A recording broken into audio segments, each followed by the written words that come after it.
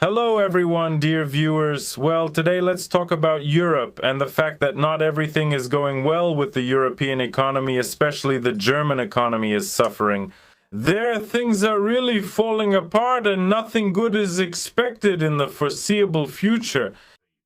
Look, the first thing is that you need to subscribe to the channel. Don't forget to do that. But now let's get started. The largest economy in Europe is experiencing a deep structural crisis.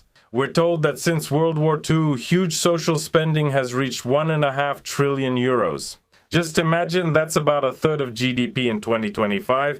That means the funds received from taxpayers and some external injections are not just being consumed. 1/3 of the GDP is used for social spending. That's never happened before. Here we go again. But these social expenses keep growing. They're increasing faster than the economy, while things are far from good with the industrial sector. Well, for example, look, Varta went bankrupt, that very same Varta. As far as I remember, there was an ad where rabbits with batteries were marching like drummers, and with regular batteries, the rabbits would stop, but with Varta batteries, they'd go much farther ahead. But now, apparently, there won't be any more rabbits like that. That was the ad, just to remind you. There was. Varta stated that in the near future it is not at risk of failing to meet its payment obligations, but it has filed for bankruptcy. Production continues, salaries are being paid, but an application has been filed to initiate insolvency proceedings under self-administration. The German battery manufacturer stated that in 2027 there will be a structural funding gap, meaning that it will most likely be impossible to meet payment obligations in the future. The companies pointed to a significant deterioration in market conditions, a decrease in demand, unfavorable currency fluctuations, and recently, the decision of a key client to end the partnership. And here we have Apple. Apple has decided to purchase rechargeable coin power batteries for headphones and earpods in China. The CEO stated that there are serious challenges, but to put it simply, stripping away all the bureaucratic intricacies, everything is bad. Things are a mess. The fact is that it's not just Varta that's experiencing similar difficulties. The automotive industry, medicine, and many other companies, not only in Germany, are suffering greatly. Powerful leaders are to blame for everything. And all these resources that are being spent on the war, they're huge. Trillions are being allocated. Ursula von der Leyen also proudly announced about 6 months ago together with Trump that the European Union committed to spending about 800 billion euros on energy resources from the US. And about 700 billion euros more are going to armaments. So there you have it. That's roughly where the money is going. So basically, the equivalent of Germany's entire GDP for one deal went to the US, and that's in just 1 year. That's in 1 year. The whole contract stipulates that about this much should go every year. But it's great, the US is making money. Everyone is making money except for Europe and many other countries that are tied to the Union. Varta emphasized that production will continue, but naturally there will be cutbacks now and many other things on top of all that. A separate bankruptcy filing has been submitted for 3 operating subsidiaries, so that's 4 companies at once, the parent company and 3 subsidiaries. They're going off into, well, some unknown world, a place from which apparently there's no way out. There is actually a market for energy storage systems, but we'll see how big it really is, and if this whole system, this green agenda comes to an end, then at some point, and all these wonderful companies that produce batteries will also cease operating. Because if there's nowhere to supply your products, there's nothing you can do. What's next for us? In Germany, the entire industry of the country, which makes up 20-25% of the GDP, simply isn't able to cover social obligations and refugee benefits. We're told that Germany loses 15,000 jobs every month in the manufacturing sector. In the manufacturing sector, 15,000 able-bodied Germans, well, there aren't that many Europeans like that, even if the population is large, but that's how it is. Migrants who really love to work, and many others. The head, Tanja Genner, described the current situation as critical. He stated that the country has lost its competitiveness. A wave of bankruptcies has swept over German businesses, and it must be said, not only German ones. I live in Spain, and here, generally, the situation isn't much better than in Vienna, but many regions in Spain survive on tourism. But look, if people in Germany start getting poorer, then they won't be traveling to places like Spain, Italy, or Argentina anymore. They'll just keep getting poorer. And in the worst case, they'll just go out to a local lake, make some sausages, have a grill with some buns instead of going to the seaside. So everything here is also very dependent on that. We've already described the paradox of the situation, and only 10% of the state budget is spent on education, which is significantly less than in Austria or Switzerland. Again, it's worth noting the excellent education that today's youth receive. I've come across some who can't even calculate a simple percentage of a number, like what's 20% of 100? And now we'll calculate it with a calculator. For me, honestly, that's nonsense. I'm not even talking about fractions or roots, square roots, cube roots, derivatives, integrals, and other math. An ordinary person rarely needs that. But not being able to calculate a percentage of a number. Some people can't even use analog clocks. Some can't count money. And that's, well, a sign that something's wrong in those heads. Some people, I think, are just too Ukrainian. The German government has announced a large-scale package of economic reforms. It includes 34 measures, but experts doubt that this will be enough to save the situation. But in the meantime, yes, Berlin is providing weapons to Ukraine and money.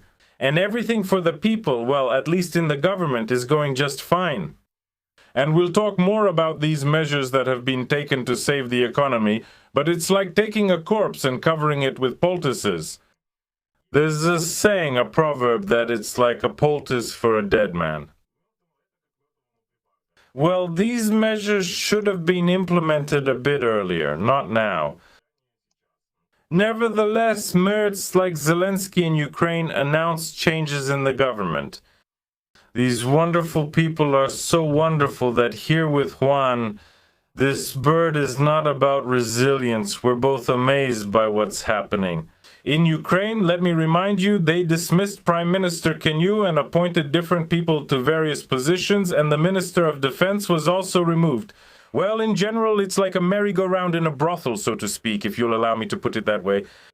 After looking at all this and at the effectiveness of such a process abroad, that is, again in Germany and some other countries, they decided to adopt this approach.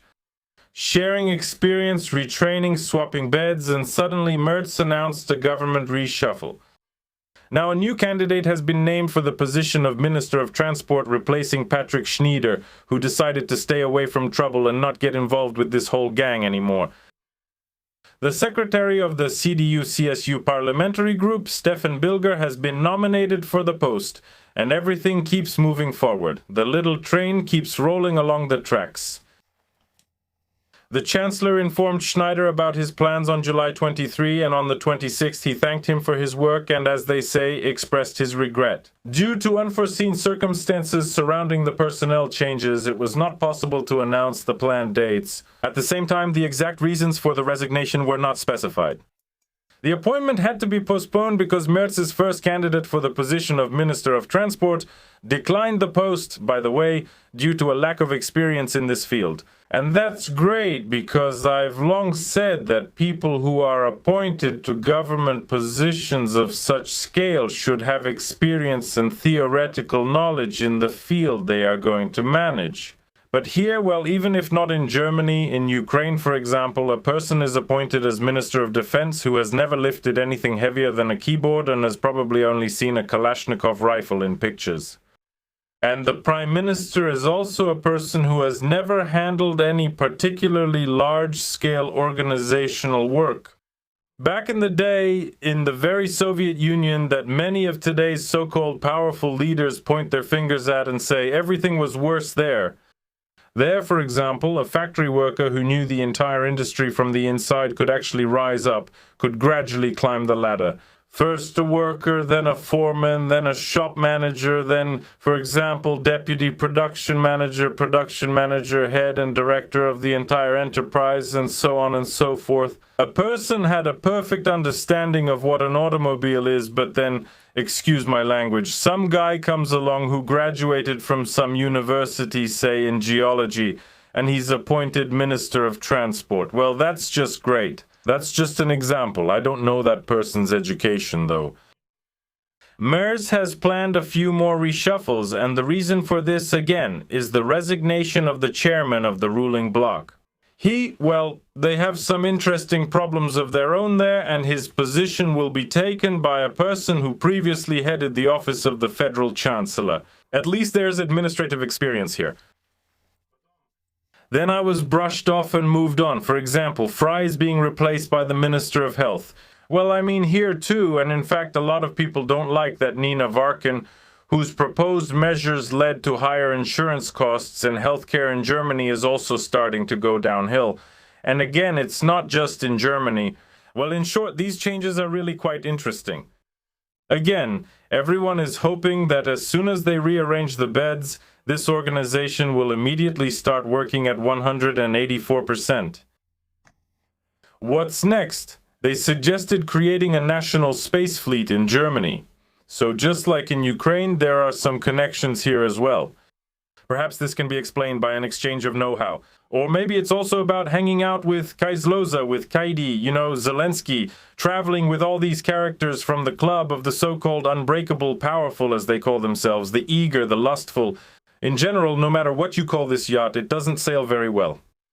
In Ukraine, they also said we need a space fleet. It's unclear what happened to Seryoja Pritula's satellite, but there has to be a space fleet.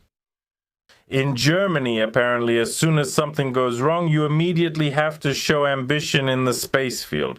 And right away, Merz is apparently picturing some German station proudly flying the FRG flag in Earth's orbit, firing laser weapons like in Star Trek and Star Wars. Well, extremely interesting things are happening, and this requires enormous resources.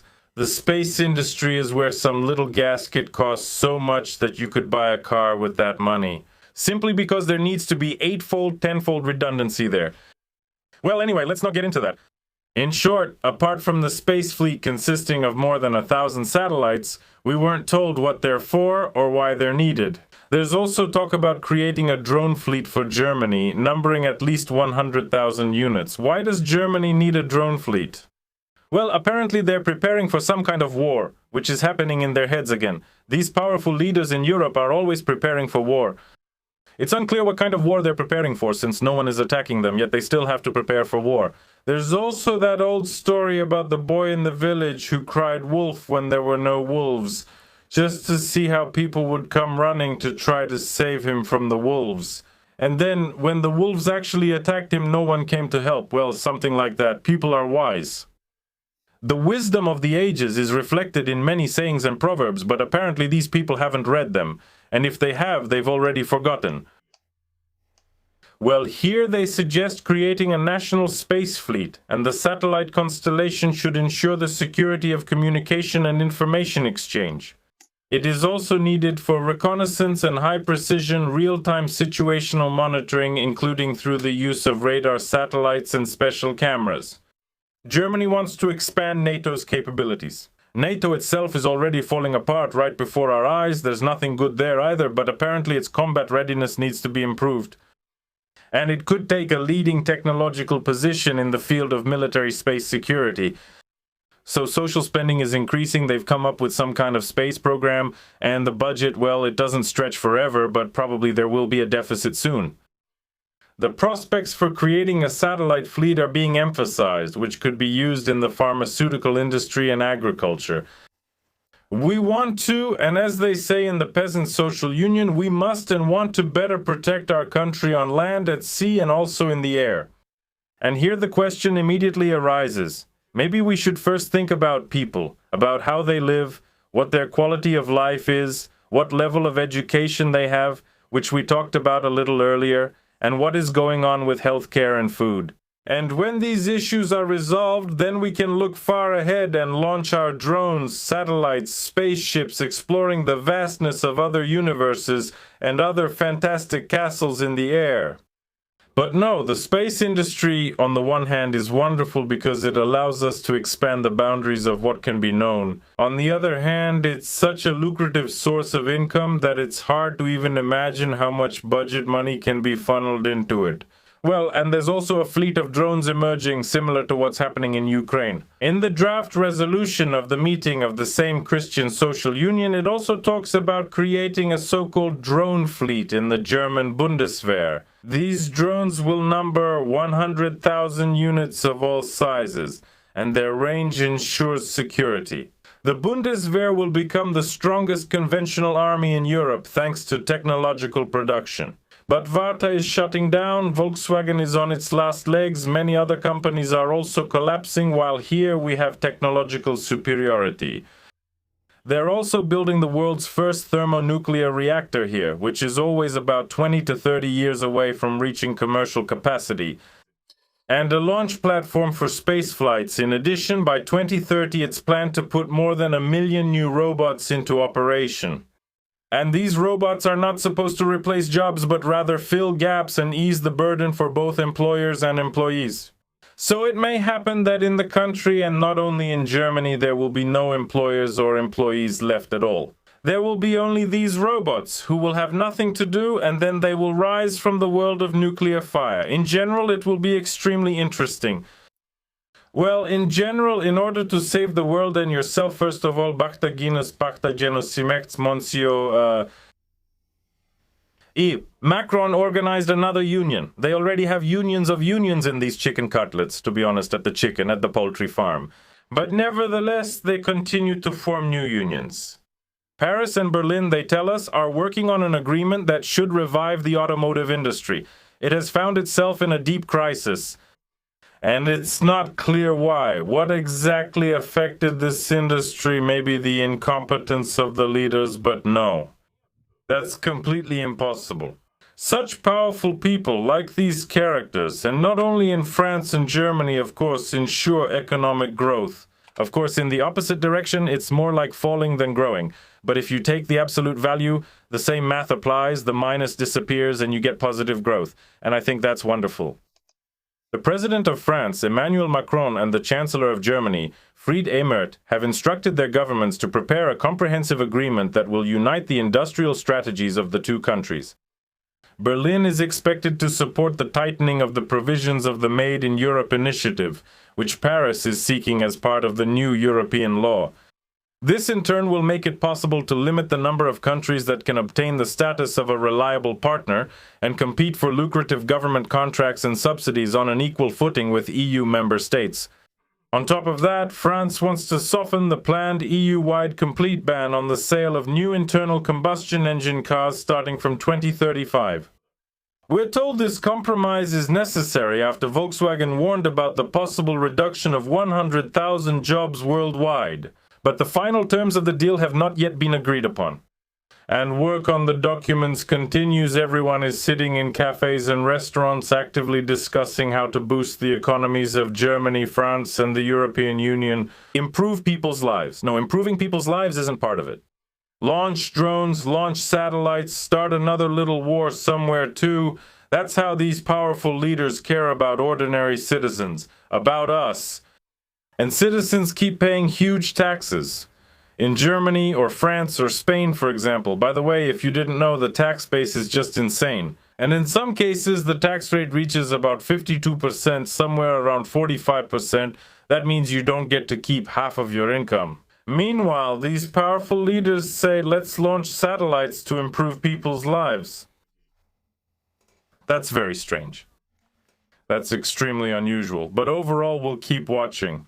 Let's hope that these efforts, I would like to believe that the efforts of these people will lead to something positive, without any conditions, just to something good, so that at least this devastation stops tearing apart the economies of different EU countries and the EU itself. We are waiting and hoping. Goodbye, everyone.